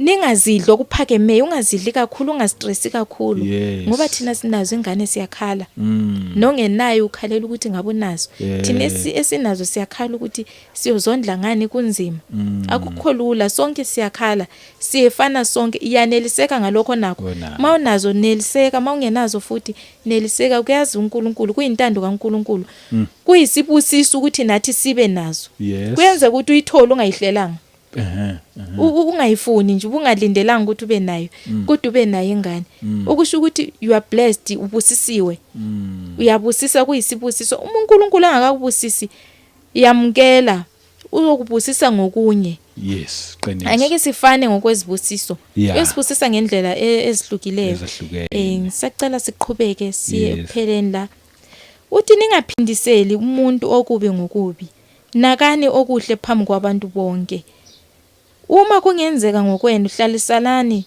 ngokuthula nabantu bonke ngithanda kakhulu ke lapha mayisithi hlalisalani nabantu bonke ngokuthula nakani okuhle phambi kwabantu bonke nizibe nje lokho kubi nako kuhle kodwa khona uzokwazi ukuphila kahle yebo bese uhlalisana nabantu bonke ngokuthula asihlalanga ngokuthula siyahlupheka asihlalisananga nabantu ngokuthula ngoba zikhona izinto ezenzekayo ezenziwayo empilweni zethu ngabantu esiphila nabo sifisa ukuphindisela kuba kanjalo and siphindisela ngenyama ngoba sesikwazi ukuthi lo muntu lo yenza into ekanje wenza into ekanje kube kuyinto engafanelanga ukuthi yenzeke leyo so kuthama singaphindiseli thina bathando asihlalisane ngokuthula amen ngiyakuzwa then uverse 8 uverse 19 uthi ningaziphindisele nina bathandwa kodwa dedelani ulaka ngokuba kulotshiwe ukuthi ngokwami ukuphindisela ngiyakubuyisela mina isho inkosi dedelani ulaka khuzani ulaka ngoba ukuphindisela ngokaNkulunkulu yehlisani ulaka ningalusebenzisi ulaka ngokaNkulunkulu ukuphindisela sibeke kuye nje sithi baba ungababaleli lokho asebekwenzele ungababaleli khona uthe omunye lo mina into engizigcina ngayo ukuthi omunye lo munye uJesu ngokwemisebenzi yakhe lokuthi uyenzani kimi mina ngimnikela kuNkulunkulu baba ungambaleli lesisono ngiyazi ukuthi yena maye ngahambanga kuNkulunkulu wayovuma uNkulunkulu uzozibambela yena uma engavumanga waze wafa Nkosi yami kuzoba buhlungu kakhulu kuzoba buhlungu kakhulu ngoba isijesu sakhona ngesaphakade sa forever akasaphindi futhi abe right akusena xolo ngale uverse 20 uthi Kepha uma isitha sakho silambile siphe sidle, uma somile siphuzise. Ngokuba ngokwenza lokho uyakube ufumbela amalahla avuthayo ekhanda laso. Unganqotshwa ngokubi, kodwa nqoba okubi ngokuhle. Isekugcineni lapho. Uthi isitha sakho silambile siphe sidle. Enye incwadi uJesu mayekhuluma kuMateyu, uma uyifunda Mateyu 5:6-7, ikhuluma ngoJesu mayeqala ukushumayela nje. Ukhuluma ngezimo zempilo nje ukuthi siphila kanjani. Ngiyathanda ukuthi umuntu ophendukayo ongakazi ukuthi enze njani efunda Mateyu 5, Mateyu 6, Mateyu 7, uJesu eshumayela esentabeni. Yakhuluma kakhulu ngalezi zinto. Ngoba ethi isitha sakho masilambile siphe sidle. Kuleyo verse le uthi nina mvuzo muni uma lithanda laba abanithandayo phela. Unawuphi umvuzo? Lo muntu lo isitha sakho mawumsize sokungenzeke phenduke. Kujabula amazulu ngenxa yakho. Kudunyiswe uNkulunkulu ngenxa yakho. Yebo. Nakekela nani bathandwa. uNkulunkulu uyanithanda zithandwa zezulu. Ngifuna ukuyibamba nje lapha namhlanje ngingadluli kakhulu ngiyekude. Lokuyisifiso sami ukuthi kube yi-hour elilodwa kodwa nje mase ngila kuvela okuningi okufanele sikhulume. Ngizochaza kancane nje ku verse 19 mayethi ngokwami ukuphindisela ngiyakubuyisela mina isho inkosi. Uyokuphindisela njani? Sonke asinikeza ichance ukuthi sivume ngoba sonke sonila ngithi nathi sivumile izono. Wonke umuntu umnikeza ichance ukuthi evume. Wena ungalindeli lokho ukuthi ngifuna ukumbona uNkulunkulu emjezisa. So ngenzeka uNkulunkulu engamjezisi, ungambona uNkulunkulu emjezisa. Emnikeze leyo chance ukuthi avume. Uma engavumanga Nkosi yami kubuhlungu. Kubuhlungu uzospenda the rest of impilo yakhe esibili yokufa. Afe ukufa kungaphakade kungasela xolo. Ithuba belitholile. Kodwa wangafuna ukulalela. Wangafuna ukuphenduka. Bathandwa. Izulu silihamba silingena sihamba la emhlabeni. Intando kaNkulunkulu siyenza sihamba la emhlabeni. Kwafika ukufa sisakwazi ukwenza intando kaNkulunkulu. Izulu so out already. So intando kaNkulunkulu siyiphila la emhlabeni, ukwenza okuhle sikwenza sihamba la emhlabeni. Uma usakugodla wena into uzophila ukwenza ngesikhathi esinje, isikhathi siyahamba, usuku lokufa liyasondela. Usuku likaJesu ukuthi ezolanda ibandla liyasondela. Isuku lokuphela kwezinto zonke luyasondela, silwazi kuthola ufihliwe kithi. Lufihlelwe ngisho nezingelosi. Iqiniso. Ngalokho zithanda zezulu asiphendukeni, umbuso wezulu usondela, isikhathi siyasibona. Sihambeni ngobungcwele, kuyikuhamba ngobungcwele lokho, ukuphilisana nabantu ngokuthula, ukuzi-understand isimo isiso oyiso sona, uku-understand isiphiwo siphiwo uNkulunkulu ukuthi usebenze ngaso, kuyikuhamba ngobungcwele. Ungaxhumaxhumi ngazo zonke iziphiwo, ungene nala ongamechi khona.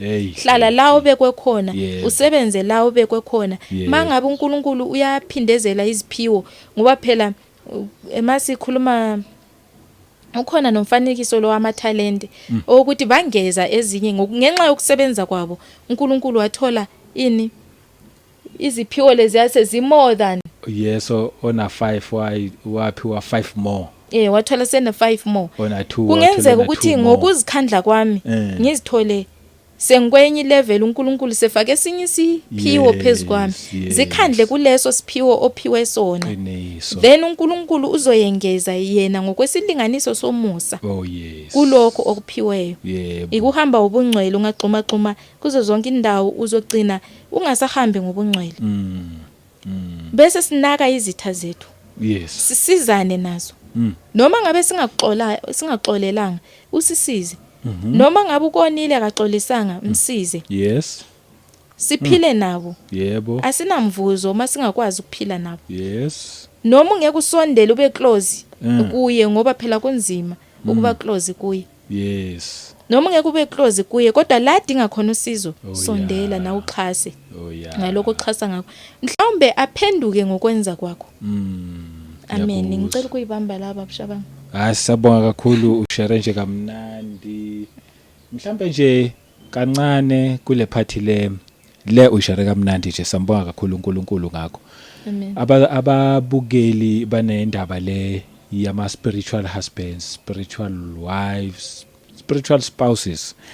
mhlambe sithi ukuyisolve like isolution ngiyazi abanye badinga imkhuleko abanye mhlawumbe badinga ukubekwa izandla mhlawumbe nje just a little bit ye solution nje lapho nje ngezwi ke manje ukuthi umuntu ayedwa yena ngadila kanjani nalenkinga le because previously wayithinta amen yeah so isho nje in passing yeah ngiyayibona la kuma comment yes ngiyayibona kuma comment abanye bayangithinta bengibuze ngalokho nje ukuthi sidila kanjani ngakho ngoba sihlukumezekile bona abaningi shema bangithintayo ngizwe ngizusize nami ngaphakathi ngizwe ngithinteke emoyeni wami ukuthi Nkosi yami bayahlupheka abantu bakho ziyahlupheka izimvu zakho baba zizwele baba ngize ngithandaze nokuthandaza ngoba ngiyabe nsiza ukuthi kimi nje indlela okuhlala ngayo Nkosi yami kubuhlungu yebo kodwa ke silokho sikhuluma sishilo ukuthi igama lika Jesu yilo lodwa yes elisindisayo yilo liyoshisa yonke lemimoya ngoba lezi zinto lezi ama spiritual husband spiritual wives esikhathini esiningi zivamise ukuthi zihlasela umndeni wonke mangabe ziyanihlasela yes o mangabe nihlala endaweni ethile zihlasele wonke umuntu okuleyo ndawo mhlambe sihlala nje khona la ejaradini sihlasele sonke sisejaradini oh yeah okusho ukuthi indawo ohleli kuyo mhlambe iyo yabe nalezo zinto yemimoya le yebo okunye okwenza ukuthi kuhlale mhlambe kakhulu kumndeni nama families ikhona imigcabe esingayitshelwayo esicatshwa ngayo sisebancane yiko kubalekile ukuthi ingane mayisencane uNkulunkulu kupha umntwana isibusiso eright ephelele yes noma engathandazelwanga umntwana noma engenzwanga lutho umntwana yakwazi ukukhula aphile ngoba uNkulunkulu kunikeza umuntu opheleleyo yes but thina sikukholwa lokho siyamthatha simhambise endaweni ezithile beyomgcaba bemfake leyo mithi leyo mithi ekugcineni ya connecta namademoni oh yeah asemenza umfazi ya connecta namademoni yes amenze indoda hey sometimes ikuthola ukuthi kulandelele umndeni othile ngoba lento le iyakwazi ukuthi ihlale ku bloodline oh yeah ngifanise nje njengokuthi mhlambe mina nginawo lo mcabo lo nginazo lezo nhlanga lezo enginazo ezifakwe kimi egazini lami yes kuyenza ukuthi ingane zami noma ngingazicabanga zingacatshwanga but zithathe egazini lami isi affecta nabantu abanjani engibazalayo mina yeah so lama demoni lawa hey ahambe funa abafazi owafuna amadoda kulabantu abaphilayo yeah akwazi ukuconnecta through leza inhlanga ezafakwa kimi kodwa bese uconnecta enganeni zami ngiyakuzwa utholti mina beziconnecta kimi nginje o ziya connecta mhlawumbe umbese ngashona o kanjani but abantwana bami ngenxa ukuthi baku bloodline yami mina khona okwasetshenzwayo ngami sokulandela inzalo yami yonke ukuthi labantu behlushwe yilezo zimo lezo kufuneka ukuthi abantu bethandaze yes uthandaze ngokuzila ukudla uthi uJesu mabafundi sebezama ukukhiphela inye idemon lapha uthi lezi zinto ezikanje ziphuma ngokuzila ukudla yes kufanele ukuthi uthandaze nizila ukudla bese niyazixosha oh yeah ngiyakhumbula ngeke ngathinta enye indaba babushabangu isikhathi siyangishaya impela ngeke ngathinta enye indaba ku episode yokuqala ngifika lana ngithi benginokuthi mangihamba ngiyesikolweni ngizibone sengizinyathela futhi ngihamba la ngike ngahamba khona ukuthi bekwenze kanjani bengakwazi nami but ukhona omunye umoya obungihlupha obungikhathaza ngaleso sikhathi yes then ngithe sengiqala ukuphenduka kulabo zalwane abangiphendulayo i12 apostoli umoya lobu lokhu ungilandela ubulokhu ungihlupha yes bengakwazi ukwenza izinto fast ngiyakwazi ukufika in time yacabanga ukuthi uyananzelela ukuthi la ngifika in time vele esikhathini esiningi in time yes but ngaleso sikhathi bengakhona bengithi mangithola umsebenzi kuvuvuka amadolo ngibe namathumba yeah ngingakwazi ukusebenza kusenzeka nje into ezi strange sometimes ngishaya ikhanda lingapholi lingathini ngicine ngiqanyukele imisebenzi ngaleyo ilokho ngilandelele leyo moya ngithe ngihlangana nalabo bazalwane ngathi abantu angabaduze nabo nje ngabanye ubhuti babe bathathu bebancane nami bengimncane ngaleso sikhathi bebe kulapho ko 22 abayi2 bebe ngamawele belapho ko 22 years omdala kube na 24 yes bethandaza behlala benyukele enhlane bayothanda ingexolisa ukukhuluma lokho ngoba mangakhuluma indlela engahlangana nabo ngakhona nabo mangabe kuyenzeka bezwe le episode bengaphatheki kabi indlela engahlangana nayo ngakhona khona la bebehlala khona ne then umnikazi wendawo la ahlala khona wasefika baswela indawo yokuhlala mina bengihlala emsebenzini la bengihlala khona mangi over weekend babona bedlula kwelingilanga ngahamba nabo la bathandaza khona esigangeni ayisathandaza kwaba kuhle masijika ngibabuza ukuthi bahlalaphi la abantu bahlala besiyathandaza esigangeni yangiphatha kabi leyo nto ngabanikeza isikhiye ngathi ngcono nisale la ngihlala khona mina ngihlala emsebenzini so bengithi nginanzelela lento mangifika la ngihlala khona weekend bafuna ukungidedela mina ngilale la endlini bona bephume bayephi bayothandaza ubona ukuthi akuseyi kuphuma ukuthi bayothandaza so kuyiphuma ukuthi nendawo yokuhlala injani ayikho badonsa nzima kanjani but uthi yabheka balungile mayathandaza mani ba right ngikhuluma laba bayi2 lo munye waye right nje enayindawo kahle ngagcina nami ngivamisa ukuhamba nabo mabeyothandaza beyothandaza bangitshela ukuthi wena kunomoya wedemon ophezukwakho babe prophet omunye wakhona wayeprophet omunye wayengaprofeti but wayena leso sipho sokuxoxa amademoni wathi lo muntu lo sisi lo unomoya wamademoni ohleli phezukwakhe indlela abawususa ngakhona babengitshela ukuthi zila ukudla every Friday mangishayisa emsebenzini ngizoyenza i-dry fasting dry fasting Friday Saturday behambe nami siyenkonzweni Sunday siloku sibamba umthandazo sithandaza sikhuleka bengitshela ukuthi makunento embi enzakalayo ngoba lo moya uphumi lula nayo lencwadi nguMark Mark 9 ethi lo moya lo awuphumi lula mawuzophuma yakuhlukumeza kuba nama attacks abakhona so lezo zinto zama spiritual husband vele zibambene nemimoya ziyimimoya zingamademoni nazo vele kusebenza amademoni la but abe connecta nokunye okukhona ngakuwe okufanele ukuthi ngabe kuyasuswa kuwe okuyidemoni idemoni into ekhandwayo la ekhandwa khona ongithi into eyispirit esingayiboniyo ngeso lenyama but siyabona imisebenzi yakhona kuwe sometimes inga operate imisebenzi yakhona but kube into esilent nje ehleli kuwe ekwazi ukuthi izinto ezimbi ezirongo zikwazi ukuconnecta easy kuwe ngitshela babe ngithatha behambe nami enhlane mase bethandaza ngenye day la engabona khona ngangizibuza ukuthi yini idemoni kwenzakalani angikhulume hayi babe ngathwalanga ke laba yangisho ayikho into ababe naye babeyisebenzisa ngokuthandaza nje phela lo wayenesiphiwo sokuxosha amademoni wayenga prophet then kwathiwa yena akakhulekela abantu kuqala enhlane I think sasiku8 ngalelo langa sasiwu2 nje osisi then bese kuba ngobhuti kwabo majaha nje obambala 22 years abantu abasisebancane kakhulu bethandazela lapha bethi ayi umpofu akathandazele abantu kuqala bonke bese siyaqala ukuthandaza nje singena inkonzo yasenhlane yokukhuleka wathi eqala nje wathi wacula ingoma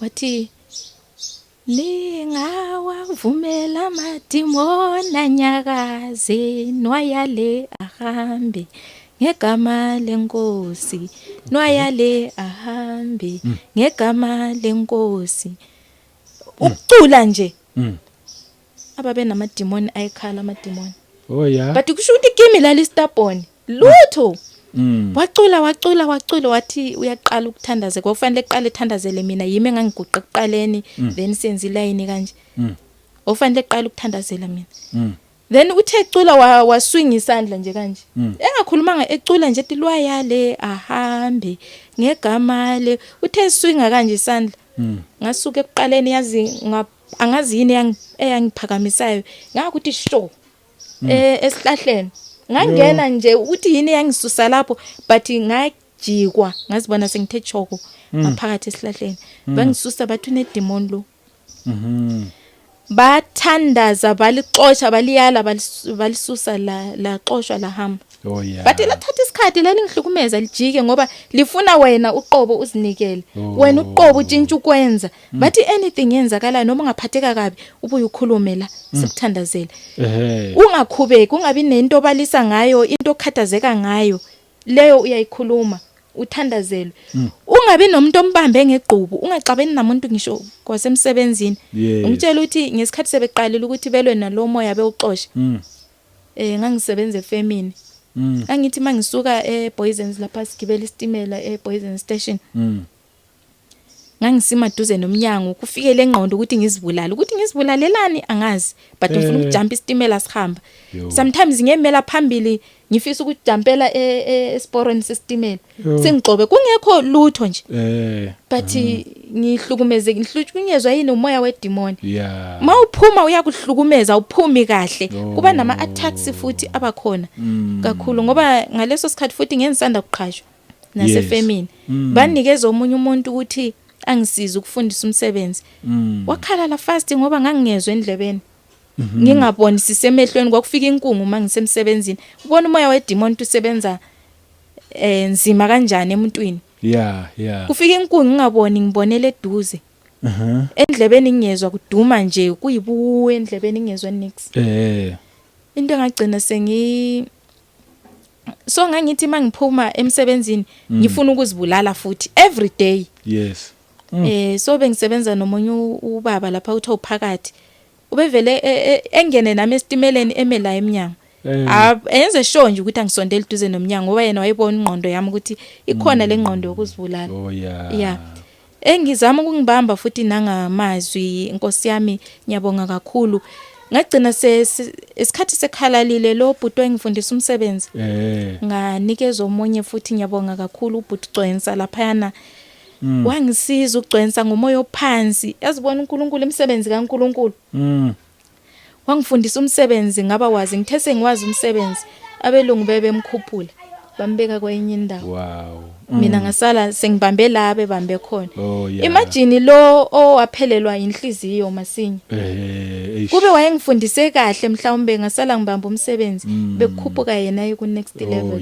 ngoba indlela ababe qhashe ngaba befuna umuntu ozobamba umshini lo then bese bekhuphula omunye kwenye level but azange bekubeke kwacaca but kwagcina sekusuke ifavor kulo yahlala kulo omunye okusho khona umoya omuhle ubalulekile ngesinye isikhathi ebantwini so ngokunjalo lento le yangihlukumeza kakhulu bangihlukumeza bangikhulekela ndokungizila ukudla nami ngizama amandla ukuthi ngingabambi imaqhubu ngingalwe nabantu ngingabi nengxabano ngizila ukudla ngithandaza belitshela idemon ngangisizwa belitshela idemon ukuthi phuma wena uhambe valelisa usaphindi phuma nento zakho zonke ohleli nazo la idemon malihlala kunento elihlala nazo emuntwini ngesinye isikhathi labe lihleli kunezinhlanga kunani but mina lapha ngazi ukuthi la lihleli nani kusho la lihleli ngoba elinye lifika lihlala likuncindisela usaseyingane ukhule nako likuncindezela ukuthi ungakwazi ukusebenzisa isiphiwo osipho uNkulunkulu sisuse idirection endlela ophiwe ngayo sisebenzise ngenye indlela uyisebenzise endaweni kaSathani kanti bekufanele usebenzise kuNkulunkulu so ngokunjalo labantu abahlushwa yileyo mimoya thandazani usho ukuthi baba uNkulunkulu ngegama lenkosi uJesu Kristu ngiyatshala umlilo segameni lika Jesu Kristu manje ngaphakathi kimi ngaphakathi kimi uyahlala lo mlilo amademoni wonke aphila kimi ngiyawanqoba ngalesikhathi uthandaze uzila ukudle ubulale imizwa engaphakathi kwakho kuvukela mawulele ebusuku imizwa kufanele ivuke umuntu mayiphapheme ephila hayi ukuthi umuntu elele bese uvukelwa imizwa kufanele le appetite efikulele zila ukudla uthandaze uyinqobe uyinqobe watshele lawo mademoni egama lika Jesu manje ngiyaliyala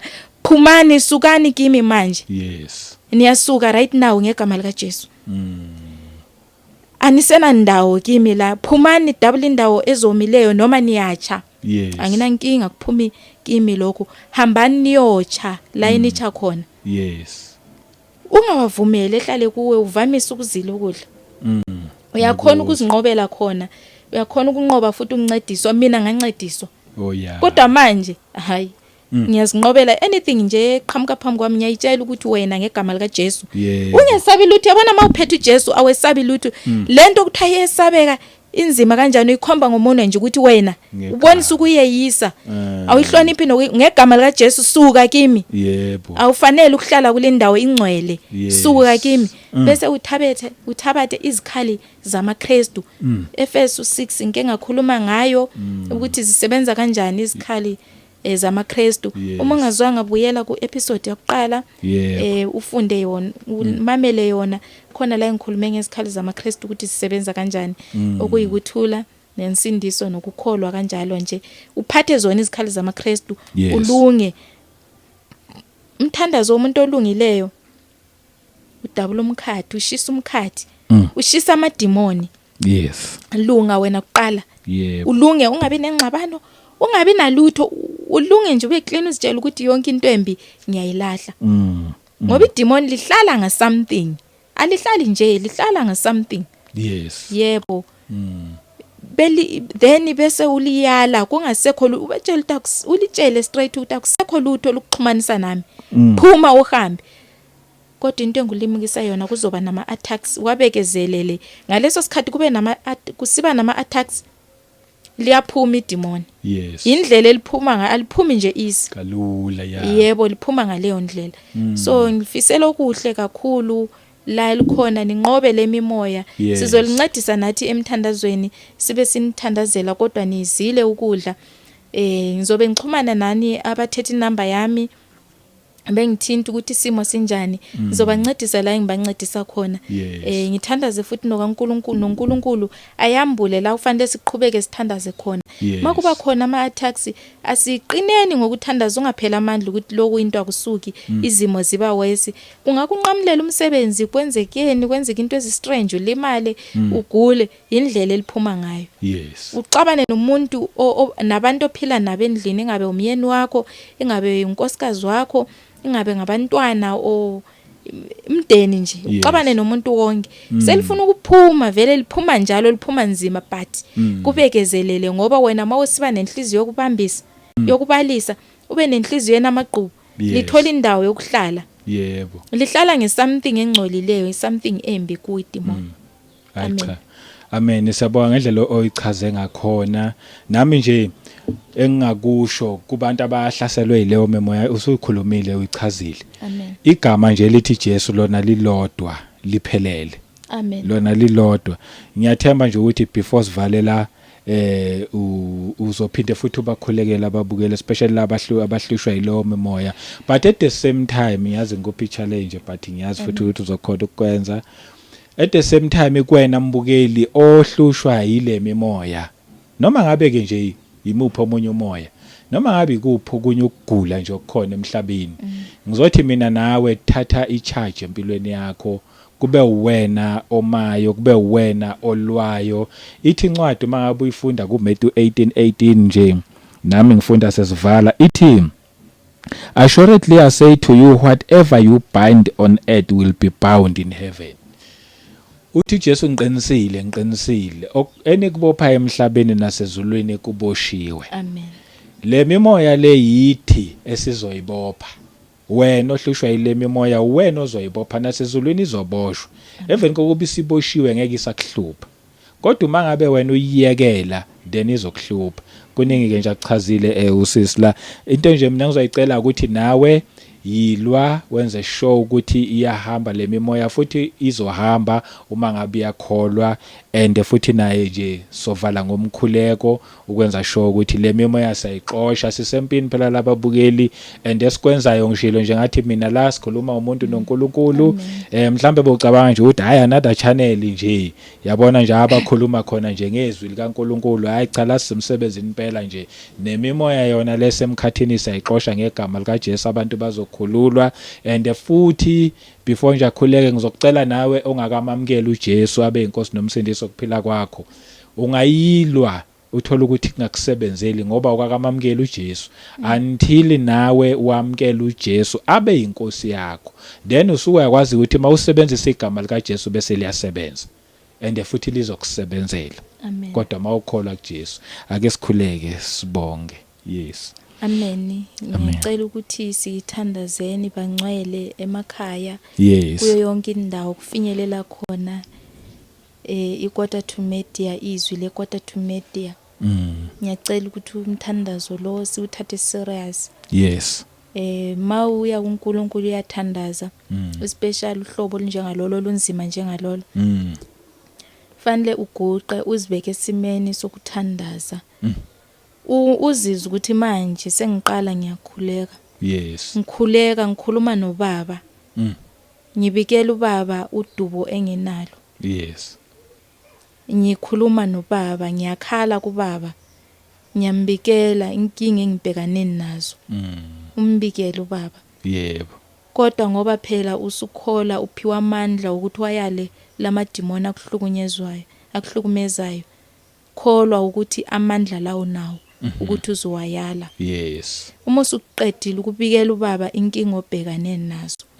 Wayale ngegama lika Jesu, watshela ukuthi phuma, suka la, awusena ndawo. Yes. Indlu zonke ohleli kuzo whatever khona oyini ohleli kuzo la kimi ngiyazidiliza ngithungela umlilo.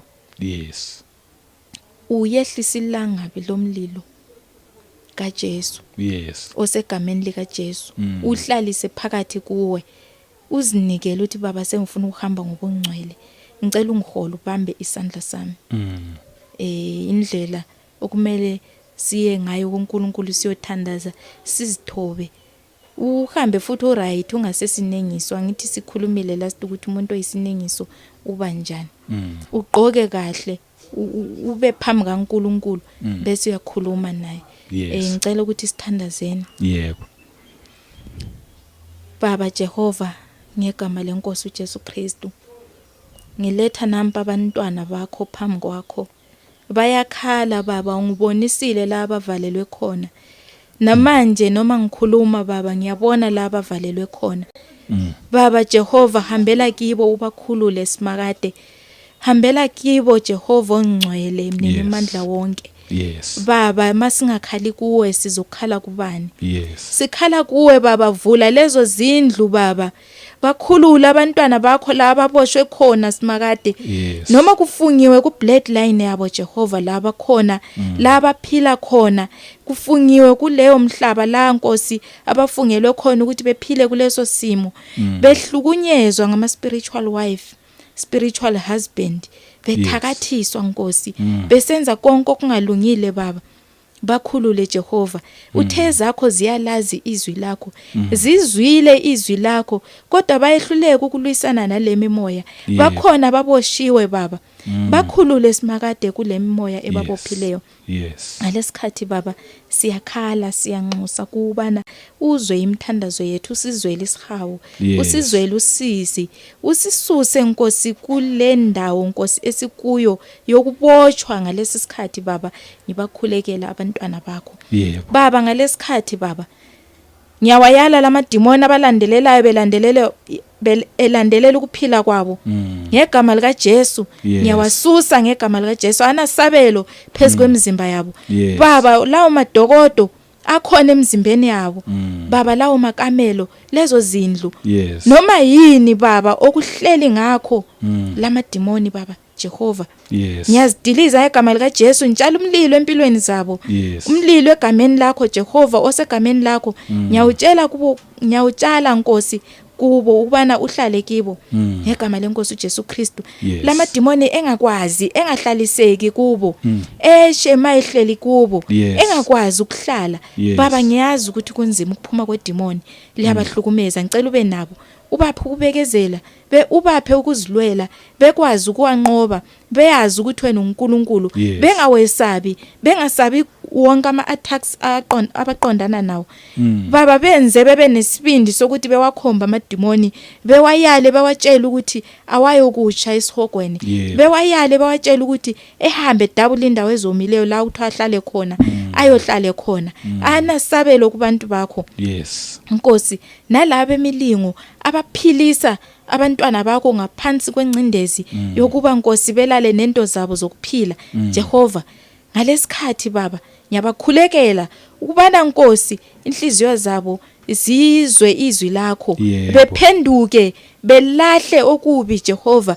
bengaqiniseli nento embi ephilisa abanye abantu nzima ayilahleke ngalesikhathi ngegama lenkosi uJesu Kristu uthe singalwi nabantu baba silwa nemimoya namanje Jehova silwa nayo imimoya Jehova baba siyacela uzwe imthandazo yethu baba ngegama lenkosi uJesu Kristu lemimoya bakithi siyayinqoba ngegama lenkosi uJesu Kristu le imoya bangcwele siyayinqoba ngegama lenkosi uJesu Kristu baba ngezikhalo siphezona ezikamoya baba siyakholwa ubana le moya yabadedela ngalesikhathi ayisena kuhlala ayisena ndawo kubo baba ayidabule indawo ezomileyo baba noma ishe ngegama lika Jesu ibhubhe leyo mimoya siyathandaza baba ngegama lenkosi uJesu Kristu izwa ikukhala kwabo ngamunye ngamunye kula abathandaza khona ubaphendule Jehova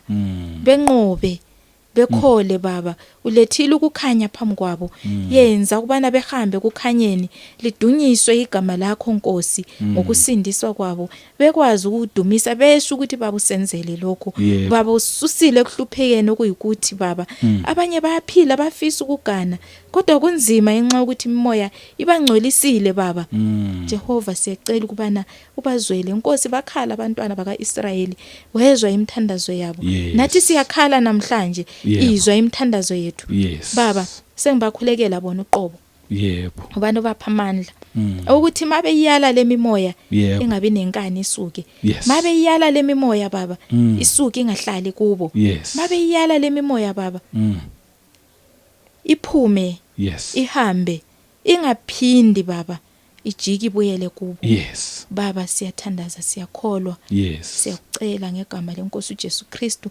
semhlabeni wena usezulwini udumo siletha kuwe baba singabantwana bakho ngesinye isikhathi siyakholwa bayakholwa baba kodwa bengakwazi ukuzinqobela ezimene ezithile ngoba bengafundiswanga kodwa ngoba sebefundile sebazi baba yenza ukubana beqinisele esandleni sakho njengoba kwanqobeka kimi baba nakubo ngiyakholwa ukuthi kuzonqobeka awasuka amadimoni ngegama lenkosi uJesu Kristu amen